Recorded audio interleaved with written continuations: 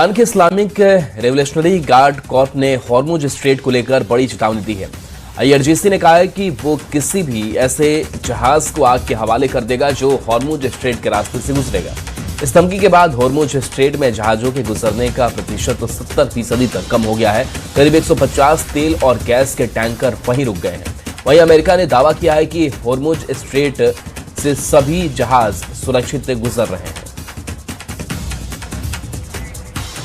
तो Hormuz strait को लेकर के ये बड़ी चेतावनी जारी की गई है और ऐसे में लगातार ये देश अपनी रणनीति तैयार कर रहे हैं और खबर ये सामने आ रही है कि 150 तेल और गैस के टैंकर खाड़ी में रुक चुके हैं, यानी कि आवागमन भी बाधित है। इस्लामिक रेवोल्यूशनरी गार्ड ने ये चेतावनी दी है, आईआरजीसी की तरफ से ये चेतावनी दी गई है और इस चेतावनी के बाद से अब हॉर्मुज स्ट्रेट भी सतर्क है।